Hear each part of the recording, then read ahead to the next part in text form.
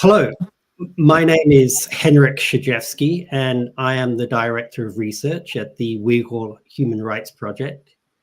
March 8th is International Women's Day.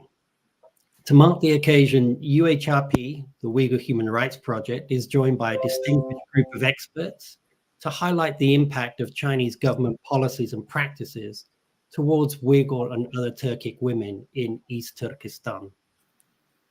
Our event today features Abduveli Ayup, a writer, journalist, and linguist specializing in Uyghur language education, as well as a former political prisoner. Also, Henna Zuberi, Director of Advocacy at Justice for All, who is also an experienced journalist and broadcaster, and Elfidar Iltibir, President of the Uyghur American Association, who has for several years led grassroots and senior level Uyghur activism in the United States. I'd like to remind the audience that you can submit questions to the panel via X, Facebook, and YouTube in the comments section. The basis of our discussion is a recently published report titled 20 Years for Learning the Quran, Uyghur Women and Religious Persecution. The report was co-authored by Abduveli Ayup and Professor Rachel Harris of SOAS University of London, and published by the Uyghur Human Rights Project on February 1st of this year. The research represents the latest in a series of reports and briefings published by UHRP on the varied forms of Chinese state repression targeting Uyghur religious freedom and expression, including Sacred Right Defiled, published in 2013, Demolishing Faith, published in 2019, and Islam Dispossessed, published in 2021. These reports built a body of evidence for the intensification of policies denying Uyghur religious freedom. In Demolishing Faith, we documented the destruction and desecration of over 100 mosques between 2016 and 2019. In Islam Dispossessed, with the help of Abduveli Ayup, we revealed the detention and imprisonment of over 1,000 imams for their role in religious teaching and community leadership. 20 Years for Learning the Quran, Uyghur Women and Religious Persecution presents compelling evidence of the systematic oppression faced by Uyghur women, revealing a stark picture of abuses based on religion. However, it also breaks new ground in concluding that Uyghur and other Turkic women face multiple forms of discrimination and are subject to horrific human rights abuses based on their ethnic identity and gender. As a co-author of the report, my first question is to you, Abduveli. Could you please provide the audience with an overview of the report, including the key takeaways? And in particular, can you tell us more about who are Buvi, Ustaz, and Damola, and what do these mean, and what are their roles in Uyghur community life?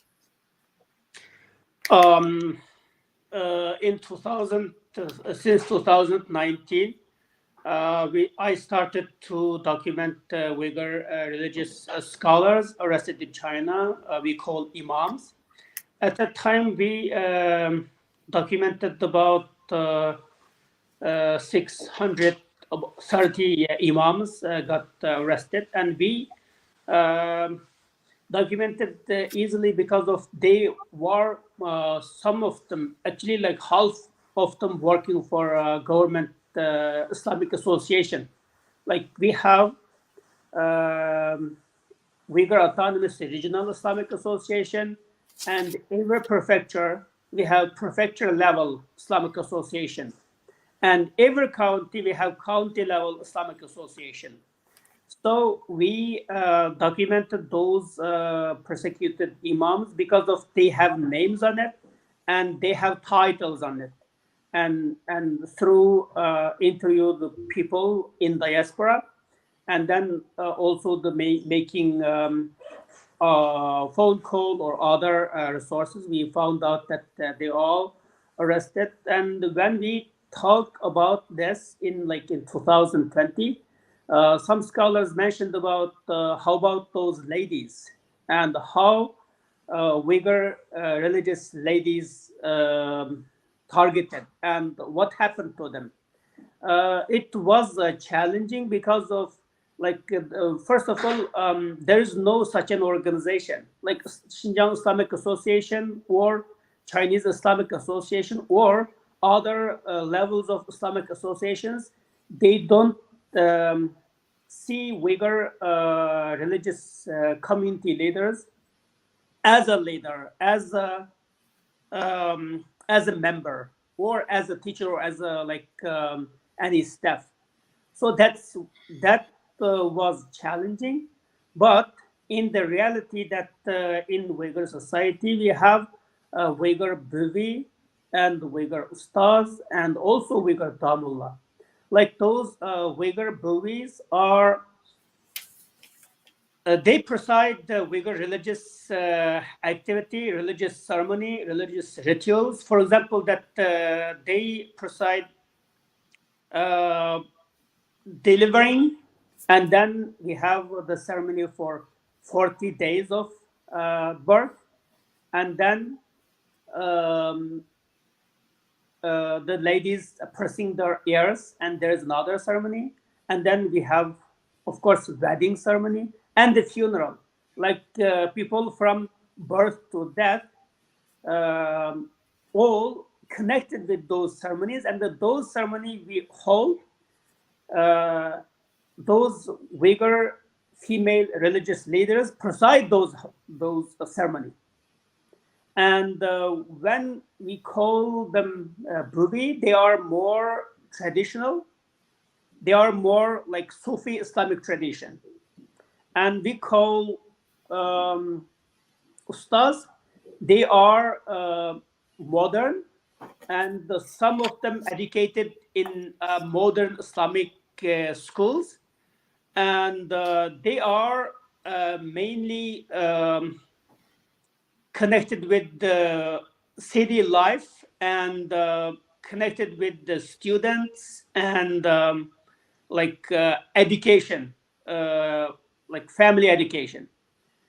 And Damullah, there are some ladies who mainly teach, and their religious level, religious knowledge is more. They are more professional, and they are more they are the organizer of other stars and the movies. They have a different function in Uyghur society. They have different position in the Uyghur society. For example, Buvis are more countryside, and like stars more like county level and small cities, and the Damullah uh, like in the big cities like Urumqi and the Kashgar. So they cover different part of Uyghur society, and they preside those religious ceremony among the Uyghurs.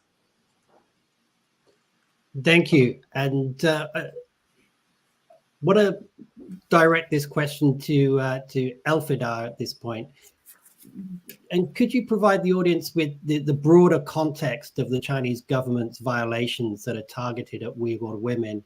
In other words, what forms of gendered violence do Uyghur women face? Thank you for giving me this opportunity to speak on this cause, first of all. So as we know, China's genocide against Uyghurs systematically targeted especially women, because I believe the survival of a nation is on women's shoulders, women's hand. Because as we know, women gives birth, women nurture the kids, women raise the kids with familial bond. First values of a children raised with the family atmosphere with the woman, and then women helps transmission of culture, tradition, religious beliefs and other values. And China knows this very well, and that's why they're targeting women, so kids are away from those values, so they grow up with empty spiritual emptiness. As you know, starting 2005, China was specifically transferring young marriage age women to inner China. The purpose is to keep the young generation away from their homeland, to send them to work in the factories is also stopping them for giving a birth. Another reason is to keep them away from their homeland and their kids.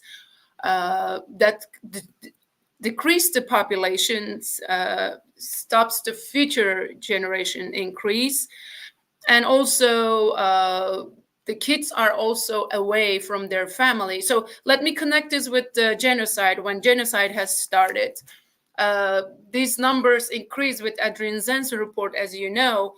Recently, even it was 1.6 million Uyghurs transferred to inner China, but the recent report says it has increased in 2023 by 38%. So we're talking about millions. Basically, when you keep the parents away, the kids are raising in state-run orphanages, kindergartens, and boarding schools, away from their familial bond, away from their mother. So it means they're away from their culture, their religion, their identity, their world.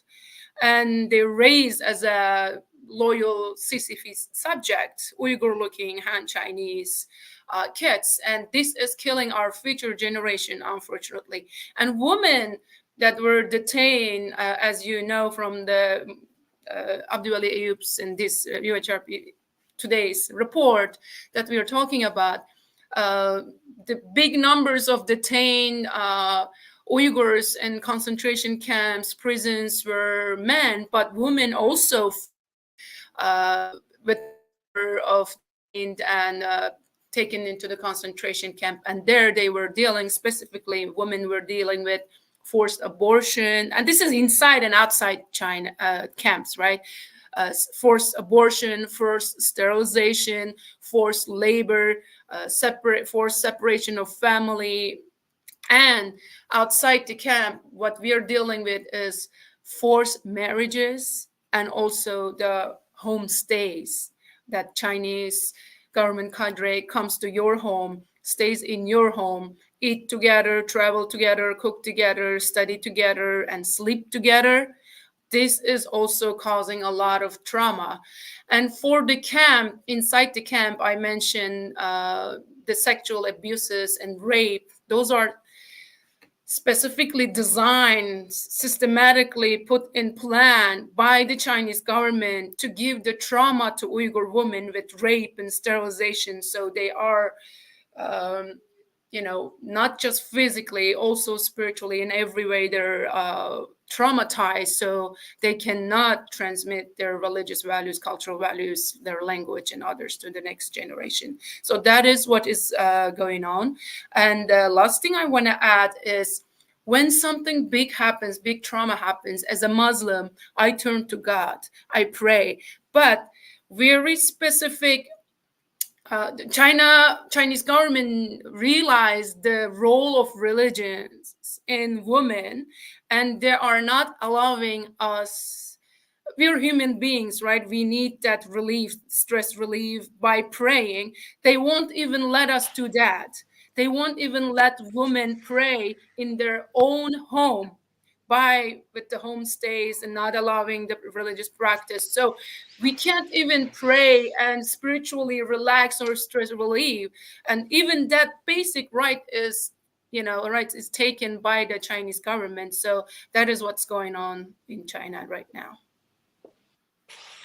Thank you, Alfidar, for providing that overview. And I'm going to turn over to Henna here and return to the repression of Uyghur religious practice and repression. Could you share what we know, what we broadly know about this issue to date? Thank you so much. And thank you so much for this research. It's very close to my heart and to my own research on the unique ways this genocide has impacted Uyghur women. I myself have been a Quran teacher. And in fact, the very first Uyghur woman I met was in a circle of learning that I used to host in my own home in Los Angeles.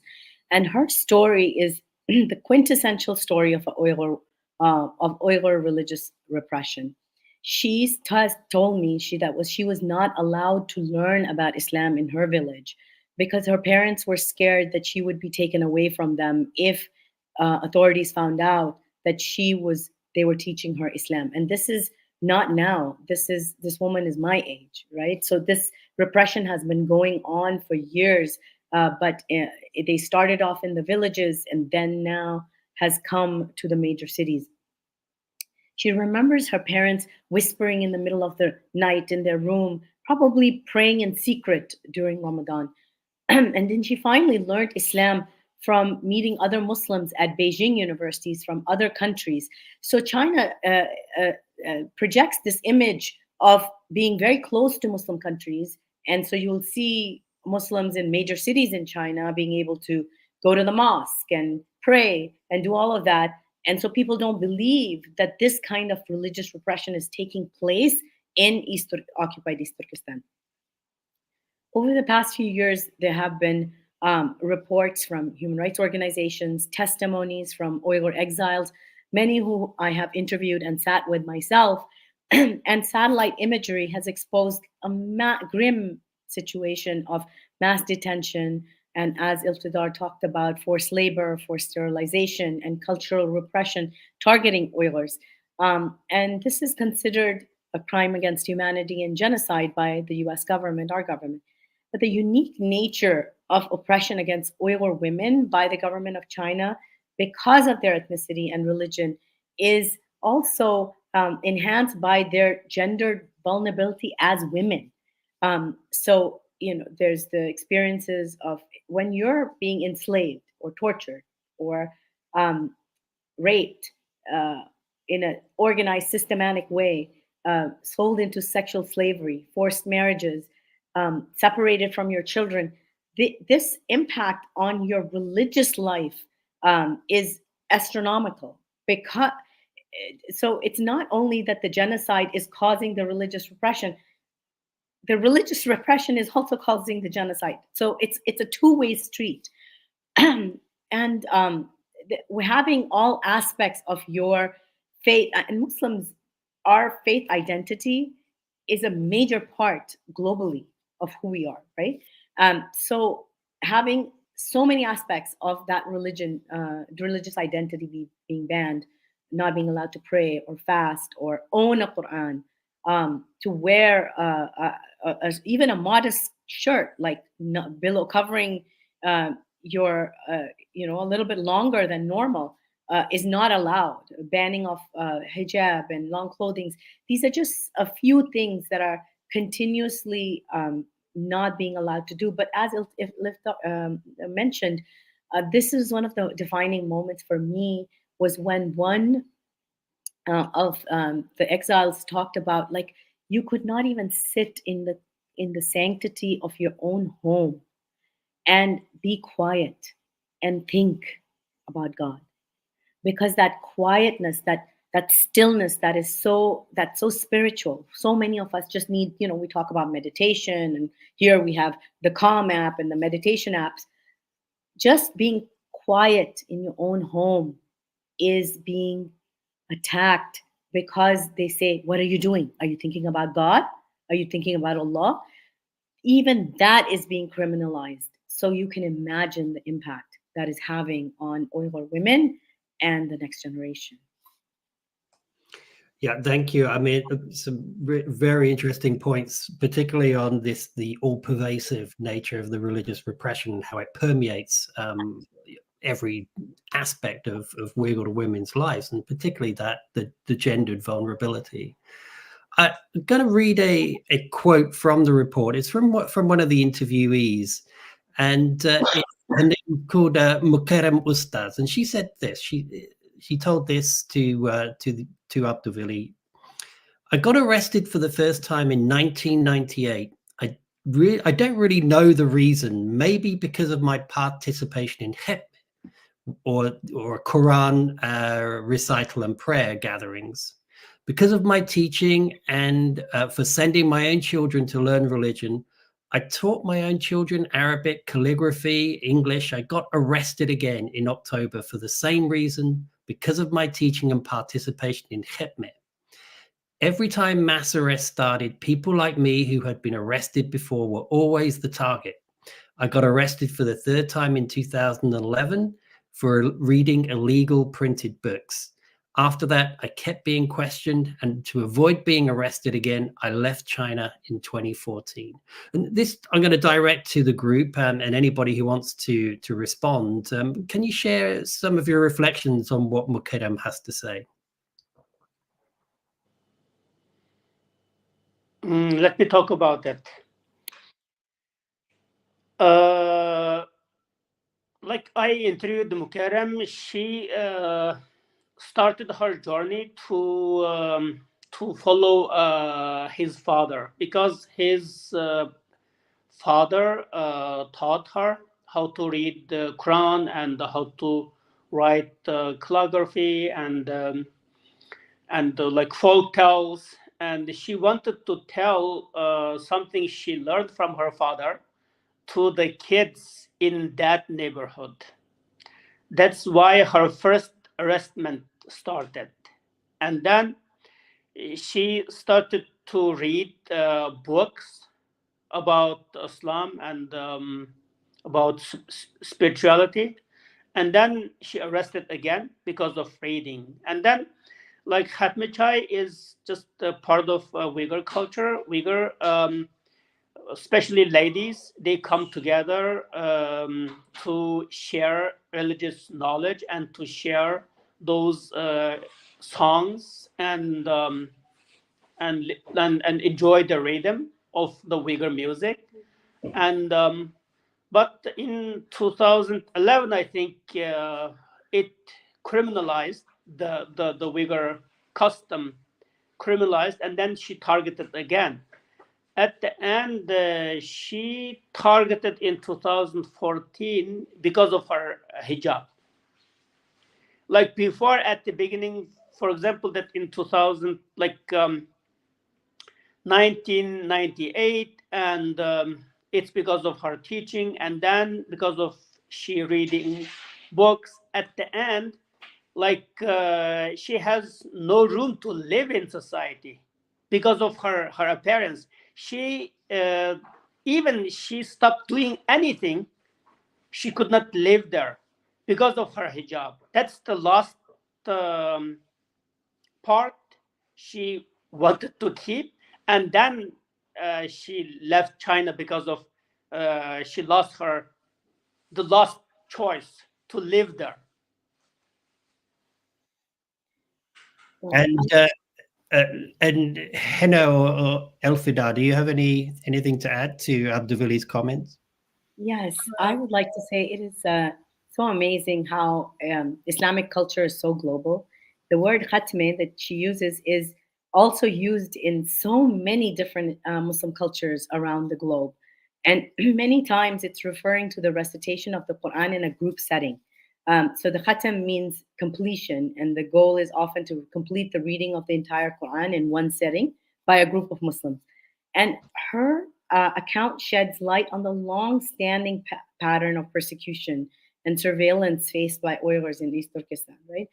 So this is, a lot of people talk about the Uyghur genocide somehow like it started in 2017, and again, for they're being criminalized for crimes that they did so many years ago, quote unquote, the crimes, right? And her experience of targeting multiple times for engaging in peaceful religious practices or teaching her children or even reading certain books on underline the extreme measures taken by the Chinese authorities to suppress Islam and the Uyghur culture and identity. So that's what I like to say. I just would like to add to that that, as you see, once you're in blacklisted in China, you are constantly, under surveillance. Chinese government can visit you again and again, find a reason to target Uyghur women. That is one, result we can see from her speech. Multiple times she was arrested. And another thing that gives me hope is her resilience. She did not give up. She kept her that identity, religious identity in her, and she tried to fight against injustice. That gives us hope. That shows us that it's not easy to destroy and eradicate this nation. Uyghur women are strong. Well, thank you for those observations. I mean, the point about the long-standing nature of the religious repression, Henna, is absolutely well taken, and certainly Elfidar, the point about the resilience as well, also matching that long-standing repression. I'm going to also talk about another aspect of where some of the information for this report came from. Of course, we got these interviews that were done, and we're going to talk a little bit about that later. But I want to focus on the so-called Xinjiang police files, which were documents leaked in 2002. They had information on concentration camp detainees, and the report highlights several cases of women in those documents. Would any of you like to describe an individual whose case it really particularly struck you, and what was your thoughts as you read about them? And again, I'll sort of open this up to the floor if people have a case they would like to share.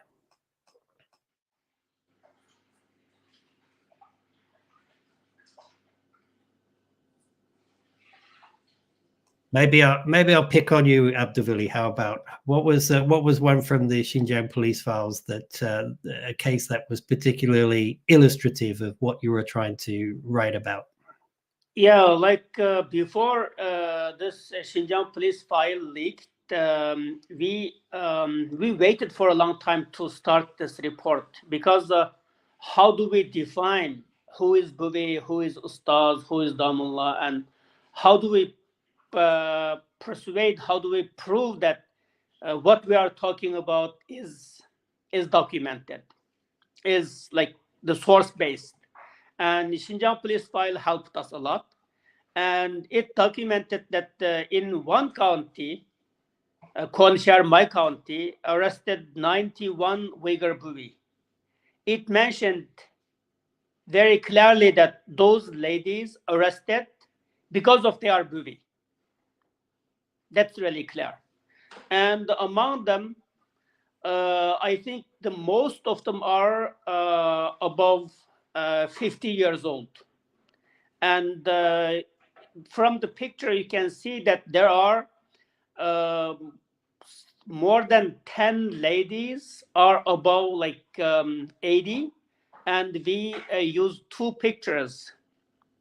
One is Khalchem, she's 86 years old, if I'm not wrong. And it's really sad that she learned something 50 years ago somewhere. And because of that, she persecuted in 2018. It shocked me a lot, because those she born before Chinese Communist Party came,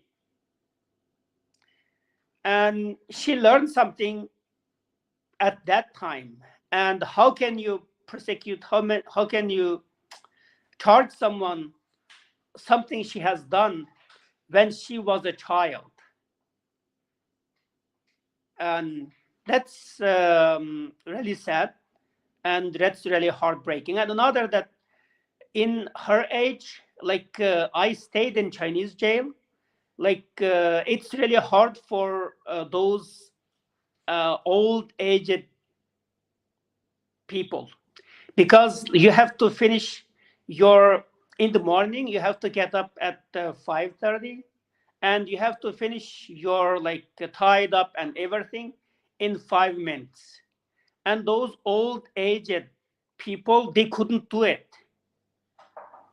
And another, that you have to clean your you have to wash your faces and like brush your teeth 3 minutes. And those ladies, how can they do it? Because I lived with those old aged people.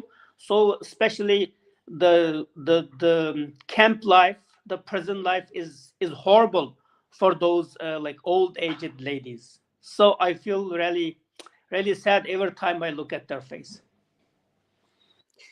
Yeah, it's almost hard to conceive that something, an action that you took 50 years earlier or something, is the basis for your persecution, and certainly when you're in your 80s. I'll move on to another question here, and we'll talk a little bit more about Buvi and Ustaz, and perhaps think about some of the comparatives and also some of the personal stories here. I'll direct this one at Henna. Do you have any comments on some of the socio-cultural role of Buvi and Ustaz and Damola, but that from that comparative perspective with other cultures and countries? Certainly. So it's a central part of Muslim culture that Muslim women learn from other women. And these circles of learning are also places of healing, a place for social gathering, matchmaking, conducting necessary rituals of birth, marriage, and death, and other social economic activities. And women under colonization, whether in Kashmir or in Palestine or in East Turkestan, have been targeted for this form of, it's seen as a form of resistance. Right? It is important to the occupier to break these social bonds so that much of the culture of resistance, because it's rooted in Islamic ideals, right? Islamic ideals means freedom, being able to practice, being able to worship, right? And women who are well versed in the Quran can raise children who fight for that freedom, who fight for justice, who fight for Islam. So the Chinese government has honed in on that, right? Like, how are Uyghurs not assimilating into Han culture? Why, right? Like, and they found out that Islam is a major part of their wanting that freedom. And colonizers have historically done this and viewed Muslim female religious teachers and their circles of learning as threats for various reasons. And these educators often play pivotal roles in preserving Islamic knowledge, culture, identity, and challenge colonial efforts to dominate, assimilate, and transform the indigenous culture and religious practices. So when female-led religious circles, they also provide spaces of empowerment for women, right? Education, social activism that actively opposes colonial rule. For example, let me give you an example from Kashmir. In Kashmir, you can take the cases of Asia Andrabi, right? She's also an ustada. And Fahmida Nasreen, there's others. And they had religious organized these halakas, these circles of learning throughout Kashmir to decimate knowledge of Islamic sciences amongst women. And for that, she has been imprisoned. And the charges, again, terrorism and political activity and whatever. What is she doing? She is teaching women Islam, right? Again, in Algeria, during the French colonial period, the French administration implemented policies, again, to control Islamic institutions and to assimilate Algerians into French culture and weaken Islamic influence. And this was especially, there was on Sufi lodges and Islamic religious schools, the zawiyas, and women associated with zawiyas often faced scrutiny and suppression. In Indonesia, during the Dutch colonial rule, again, same thing. They affected female educators and their students by restricting access. And another way, I was talking about this earlier, hijab, when you look at it from this point of view, hijab is not just this piece of scarf that we're wearing, right? It is a way of life for Muslim women. And a lot of times this religious learning is taking place in private. It's not public. So in order to really pierce through those private circles and to destroy them, destroys the inner privacy, the inner spirituality of a human being as well. So what you're seeing happening in homes and inside a human being, it's all tied together with the removal of the hijab. It's not just the removal of the scarf, it's the removal of a Muslim woman's right to her private life, and being able to commune with other women in privacy. So it is much more than what we see on the surface. Yeah, and thank you. Yeah, that's a very interesting point about the invasion, yeah, of that space, right? So it's not just the surface part; it's also the invasion of the inner life of the individual women, and also this idea that Islam offers some sort of external model to live your life in comparison to what the Chinese government is presenting. So obviously, in the state's mind, presenting some kind of threat, and that identity being a part of that threat. I just want to personalize this a little bit more before we broaden out the discussion uh, and talk about Bouvi and Ustaz. And this is to either Abduvili or Elfida.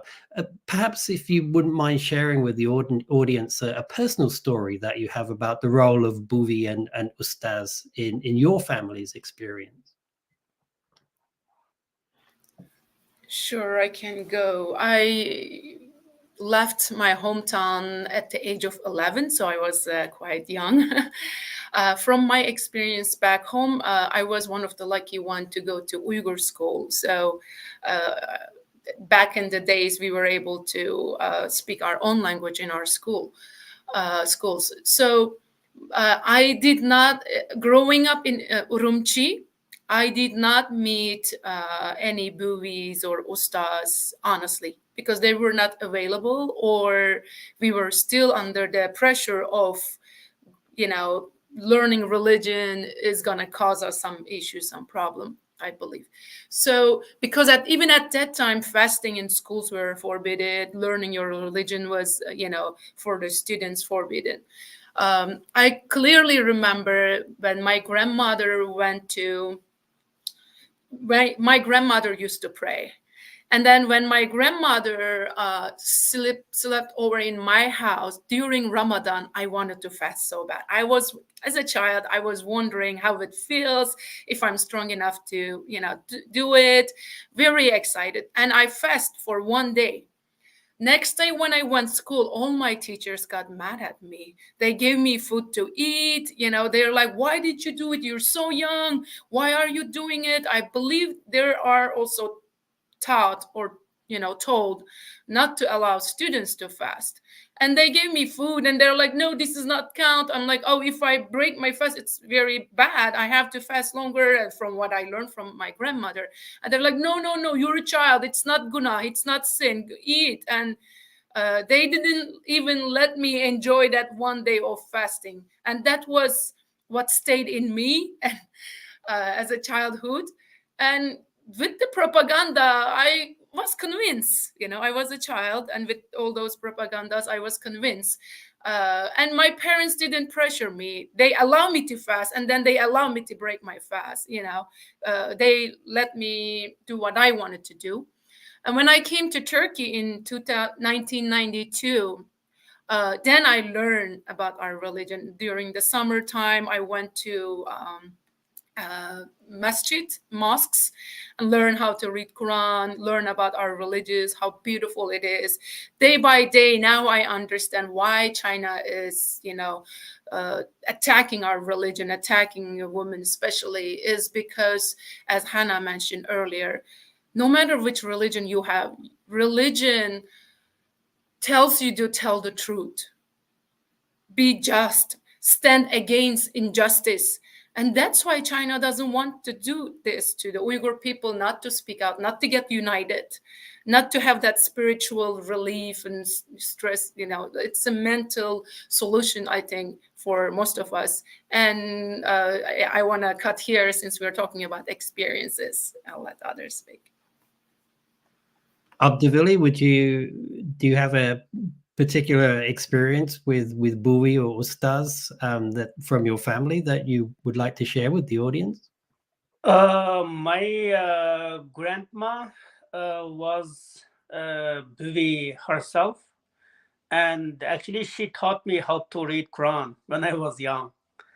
And she was the teacher of all of the kids in our neighborhood at that time. And She like for me now I realized that she was actually the connecting point of those ladies in our neighborhood, and like she helped those lady to solve their like family problem and the problem with kids, and even she helped them to how to raise kids and how to like treat some small diseases, and she helped them to like at the time when I was young, I grow something on my hair, and she used some magic. She burnt something and then like scribe on my hair, and it will disappear. And she did such a thing, and it's not only like the belief in Uyghur society when I was young. It's not only the religious issue, it's also cultural, it's also like social um, gathering and social cooperation, and the Bui played the role that to organize those events, like put people together and let people help each other and be a community. Thank you. Yeah, and these personal stories not only sort of show us how institutionally the repression is enacted, certainly through schools and targeted against children, but how that the social fabric of Uyghur life is kept together through these community leaders. And I want to now return to Elfida and ask if you have any current observations on the mental and emotional burden in the diaspora that the specific violence and targeting of religious women in East Turkestan has created. When you see this through the lens of gender in the community, what differences have you observed in how trauma is inflicted and carried? Okay, that's a long question. Yeah. From what I've seen, the women in diaspora, not just women, it's men too, but specifically women, we already have a big responsibility in the house, raising the kids, their homeworks, cooking, cleaning, and all that. Besides that, what we are usually happy is talking to our parents, right? So again, I have the privilege to have my parent in the U.S., but since as a president of Uyghur American Association, we have a lot of community members. We talked all the time. We get phone calls, emails, have events, and we talk and share stories, personal stories. Most women are desperately traumatized because they cannot communicate with their family. They still cannot talk to their parents, their siblings, their loved ones. And this is keeping them away from that spiritual, mental, emotional connection. Second reason is the survivor's guilt. We feel guilty when we have a delicious food, when we enjoy it. We feel guilty when we dance on the cultural event. We feel guilty that we survived, but our loved ones are, suffering back home. And we cannot enjoy life. And it's impacting us mentally, psychologically, emotionally, that sometimes we find ourselves reacting to little things with the bigger reactions because we cannot share anything with the family members, and we are kind of exploding to others, basically psychologically, or yelling our kids for something when they do something wrong, or less. Basically, it's affecting our psychology in the diaspora, especially Uyghur women, because of all the things on our shoulders and survivor's guilt. Besides that, most Uyghur women, I see that I look at the activists, they're pretty strong, they're handling this. We have a saying in Uyghur that if the Uyghur woman can turn the world in one hand and then pushes the cradle in the other hand, like does everything, still take care of the children. So we feel like that is kind of getting loose and taken away, because the dilemma that I mentioned is Most of us have loved ones detained to the concentration camps or prisons or forced labor, right? The dilemma is, should we speak out about this truth, or should we keep quiet? Because if we speak out, we might risk their life. If I have a community members, like my mom is in the camp, but if I speak out, what if they take my dad too? Or my parents are both taken, what if they kill them if I speak out? Or take my siblings? So China is doing this psychological, we call it transnational repression here. While they're detaining, capturing, and our loved ones there, they're also stealing and capturing our soul, our mind in the diaspora. And we are not free, unfortunately. And we cannot be truth, we cannot share the truth, most of us, afraid of the China's retaliation, because they're holding our family hostage and controlling our activities here. So I know this is not only because of the religion, this is the broader pictures, but the religion is also the part of it.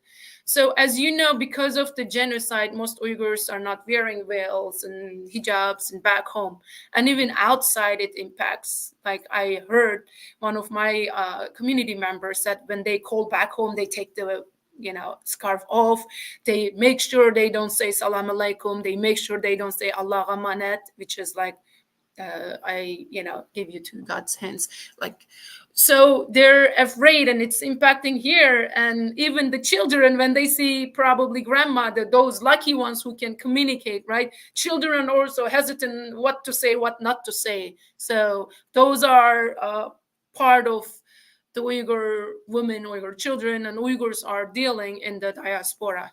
And what difference is, we are lucky, we're in the free world. Still, we can practice our religion. We can fast, we can pray, we can learn about our religion, how beautiful it is.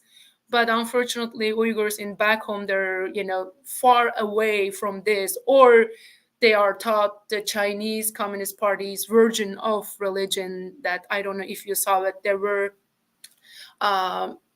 panels and like posters on the mosque that says, usually in Islam, when you use tasbih, you're supposed to say Alhamdulillah, Subhanallah, Allahu Akbar. But it says, which means thank to God, God is only one.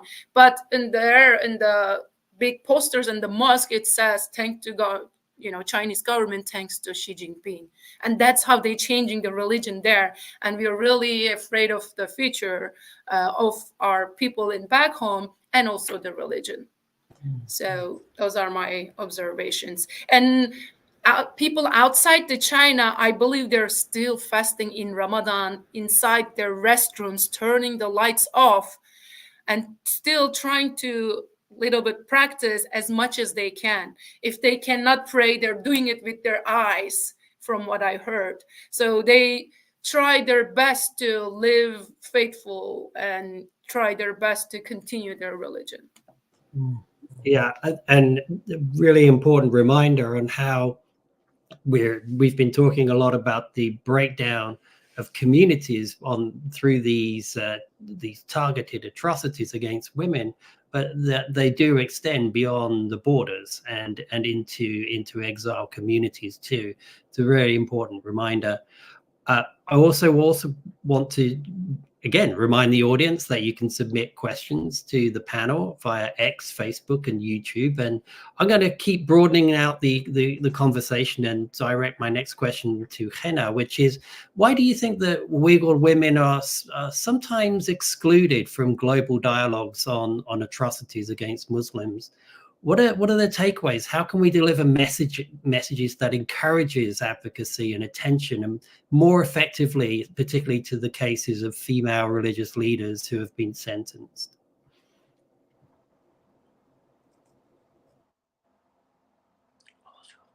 I think you're on mute, Henna. So yeah. There's several, it's a complicated question, and there's several things that I could say that perhaps might be not politically correct, but I've been known to say very politically incorrect things. I think some of it is also Uyghur women themselves have been ignored by the Uyghur movement, unless it's um, unless I mean, you guys can see that, right? Like, and I think if that would until unless they're used as token mouthpieces because they were escaped from the camps. I feel this as a woman. I also feel religious Muslim Uyghur women have also been excluded from the movement, or these fissures show up when you talk about from, and I'm talking from an outsider point of view. Um, I also feel like there's not enough because of China's hold over a lot of media in Muslim countries, their ties with Muslim countries. Those stories are not amplified in Muslim countries.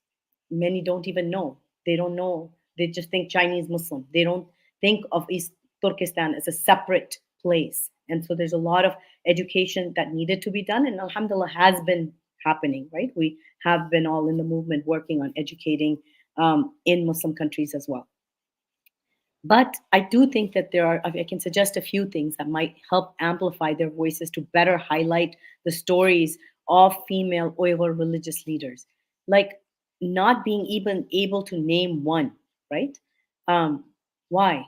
Why aren't we able to say Bui Fala Fala? Just the name Bui, or Ustaza Fala Fala, right? What is her name? What is her face?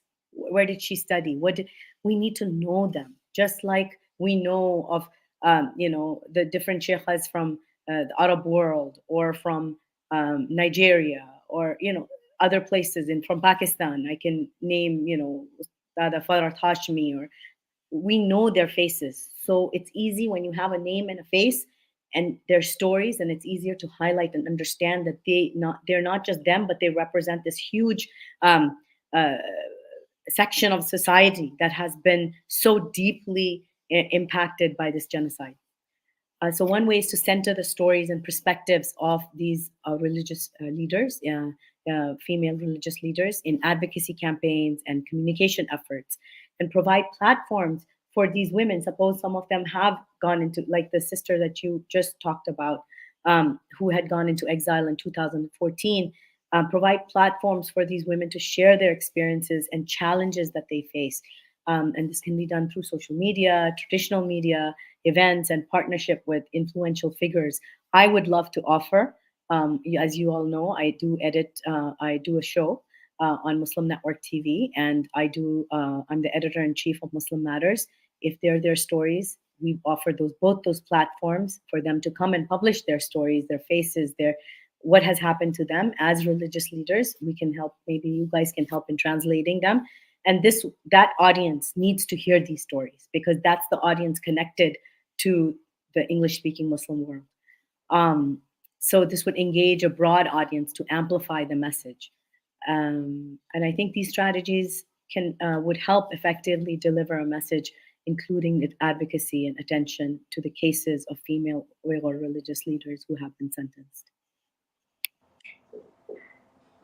Thank you, Henna, and we certainly do appreciate the experiences of our allies in how we can center the voices of Uyghur women in the work of Uyghur groups, and also how that might have an impact on how we could disseminate those into a broader context.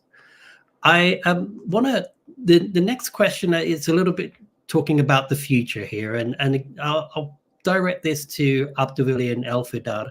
We've seen some stark examples in China of gendered policies that have created massive societal problems. And can you speculate a bit on the long-term implications of targeting Buvi and Ustaz for the cultural and religious landscape in East Turkestan? How might implications or consequences shape the future of or the region's future trajectory? And Abdulwali or Elfidar can take this one. Elfidar, please. I think constant attack to religious kind of gives you to at some point stop it, right?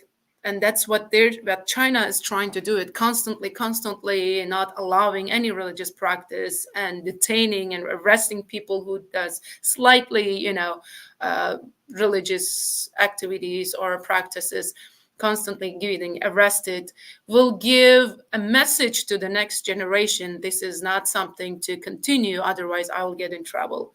So by doing that, they are killing our future, they are destroying our future.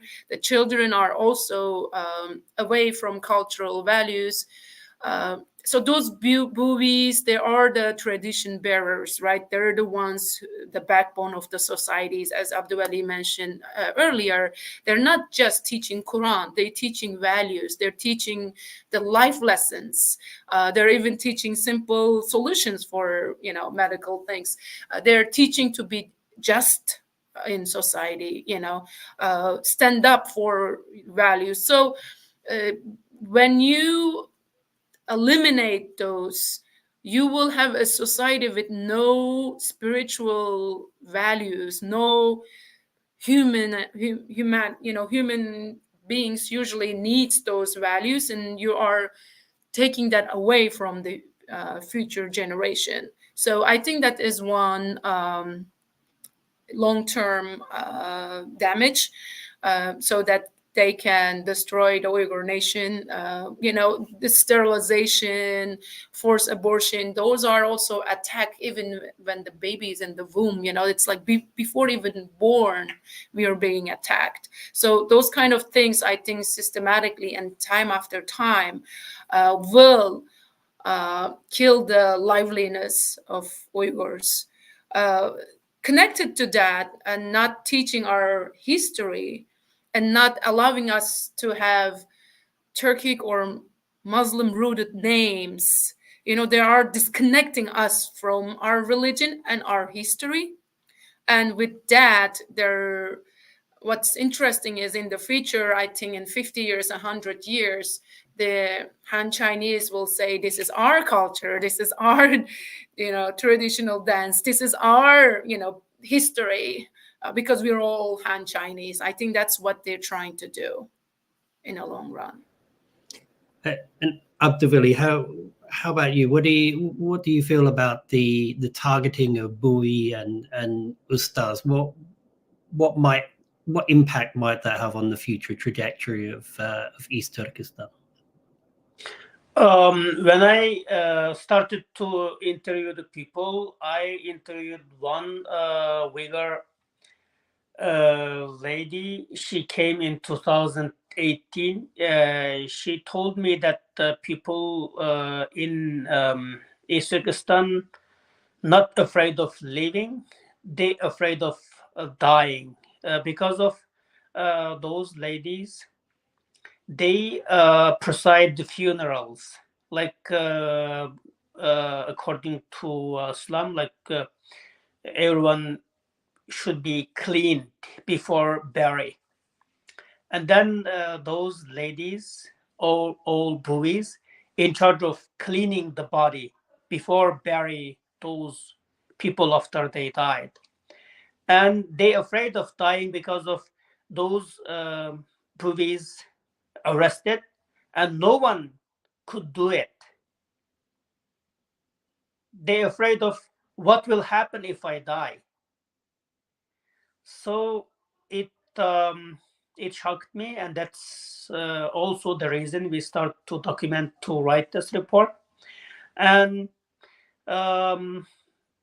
this reality made people disappointed, and it's really hard to feel their position, because there is no such a ladies exist, and there is no such a tradition allowed in China against Uyghur. I think Chinese government want to make Uyghur like speaking Chinese and looks Uyghur, but don't practice any spirituality, and but I don't believe it's possible, because this religion and the culture, it's not that simple to demolish, to eliminate completely, and it will modify itself. Culture will modify itself. Any idea will modify itself, but it will not disappear completely. It will exist somehow, just like Elfidar mentioned. They will pray through their eyes, through their lips, and they will find a way. I don't believe this culture will be eliminated. It will modify, but also, like, I'm hopeful that we have Uyghur schools around the world. We have more than 20 Uyghur schools around the world, and most of them are Uyghur ladies, most of the teachers. And like, we have online chronic schools, and most of them are ladies. They are trying to teach, trying to keep this culture alive. So yeah, in East Turkestan, it is, we cannot say we are hopeful, but in outside of China, in Kazakhstan, we have more than 500,000 Uyghurs are living, and in Turkey and in the United States, people still keep trying, keep teaching, and keep preserving this culture. Thank you. Yeah, and I mean, I think that what's interesting here is certainly that you talk about how the forms of resistance changing over time. That the sort of elements where there may be inviolability, perhaps internal lives in as a form of resistance, but also in the diaspora too, and the organization there, and certainly ties in with Henna's comments as well about the necessity to keep circulating the knowledge, not only among the groups and in communities, but also among yourselves or within yourselves. I just, we're a little bit over time, but I just wanted to ask one more question from the group, and it was a quote that really struck me from the report, and it's a quote from Jasmina Tesanovic, which says, "Women and children are the territory of war. Their bodies are both the spoils of war and proof of victory." Could you perhaps elaborate on that quote, and certainly in the context and relevance of that quote to the condition of Uyghur women in China? And that's open to anybody.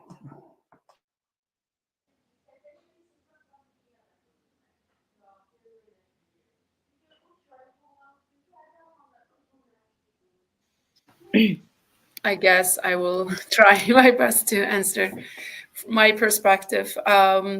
So I think that also gives the resilience, again, the hope that they cannot kill. The war can destroy everyone, and the women and children is part of it. Unfortunately, the wars can destroy those. However, the spirit, the hope, they cannot kill. That will live forever, and that's what makes me also believe that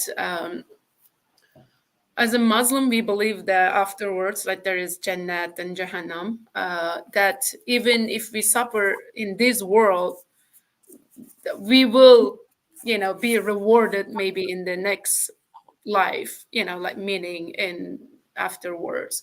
So that kind of gives also us to a little bit of, calmness about his word. But at the same time, they can destroy the place, they can kill the people, but the women will give birth. Those new birth will continue to live the legend, live the nation, live the culture, religious, everything together. I believe that's what it's trying to say. That's what I understood. Yeah, like in this quote, the war, yeah, every war, the main target always the woman and always the kids. Like In this war, Xi Jinping started in 2014 against Uyghur. The first, the persecuted Uyghur woman persecuted because of, like, men, we don't wear hijab. We just cut our beard. That's okay. But women, they have to, like, the pious women, they have to wear their hijab, and it's very obvious in China, like especially in big cities, and you don't only you can see that Uyghur ladies, they wear hijabs, not Han Chinese, and when police want to find out, it's really easy, it's really obvious. If anyone who wear hijab, they will arrest them. So, like, when this mass arrest started, this war against Uyghur started, the Uyghur women became the first target because of their appearance. And then the Uyghur kids, the boarding school started. The whole Uyghur kids collected into boarding school. And after those, like, this, when we do statistics about this mass arrest, yes, about like 70% of them are men. But what happened to women? They transferred to Chinese provinces as a forced labor. And another, they targeted as slaves, as a sex slaves, or they forced to marry with the Han Chinese. The why? Because of they wanted to save their family members. If someone married with the Han Chinese, that family appointed as a safe. In China, China put Uyghurs three different categories. One, safe. Another is normal. The third is problematic. If anyone from your family marry with Han Chinese, that family will be appointed as safe family. And those ladies get married with the Han Chinese because of become the face family. So, like, I agree with the quote that the always the women and the kids target in the war. That's because of that. Like, Uyghur ladies sacrificed a lot, sacrificed for the religion, sacrificed for their husband to save their husband, sacrificed to save their family members from the suppression. And an important reminder of the precursors of where we are today. These initiatives such as Project Beauty in Kashgar, for example, and these kinds of initiatives. Before we conclude, Henna, any last thoughts? Some of the things that all of you were talking about, I was just reflecting on. We live in the United States, and we see how the enslaved people, when they were brought over from Africa, and they came here, and many of them were Muslims, and how, as Ayub was talking about, how then the culture will change. Many of the jazz songs you hear today, the rhythms, those were enslaved people singing in the fields, where they would be reciting the Quran, and the rhythms later became blues and jazz music, because of they weren't allowed to recite, and so they changed it. They were still worshiping in whatever way they could, but the expression of worship, and it's so hopeful. And now you see hundreds and thousands, 1/3 of American Muslims are African Americans, are descendants of those enslaved people. So I really do believe, like, as that there's hope, that nothing can squash this. Like, that the seeds are planted, right? They say, as there's a famous Palestinian quote, they thought we were seeds. They didn't, they thought they had buried us, but they didn't know we were seeds. Those seeds are sprouting. South Africa, in apartheid, right? Like, they tried to squash them, but those same people became lawyers and are now taking another colonizer to International Court of Justice. So, like, justice will come up somewhere. This quote, as I was reflecting on it, yes, women traditionally, whether in Rwanda or in the Rohingya genocide, raped and trying to finish off the next, killed in Bosnia. Many of these genocides, you see this over and over again, that women are targeted and their bodies are targeted. But subhanallah, it is also it's not just proof of victory for the oppressor, it's a proof of victory for the oppressed as well. I'm sure you've seen these beautiful images of Sudanese women reading poetry in the middle of their protests. This is, and that's the iconic imagery that is coming out of these protests, that it's the women, right? Because inherently, there's a reason why Allah subhanahu wa ta'ala has put heaven on the feet of the women, right? Because we hold this status in Islam. And so I know I just feel like so hopeful at times, because you can give into the bleakness, because it is so terrible. The oppression, the systematic oppression of the Uyghur women is so terrible. I don't think I've ever read or heard about anything like this in history. So, and the gender-based atrocities against them. But if we just keep focusing on that, we will lose hope. And the diaspora can't lose hope. Activists can't lose hope. The movement cannot lose hope. So thank you, Iftar, for that reminder, that the proof of victory will also be in the women, inshallah. Yeah. Well, thank you, Elfida, Abduvili, and Henna for those concluding observations, not only about bringing to light this unseen issue and being able to give it some discussion and also promoting it in places where we can, but also that idea of hope and resilience as well being an important other part of this process, because there is going to be a process that people have to undergo.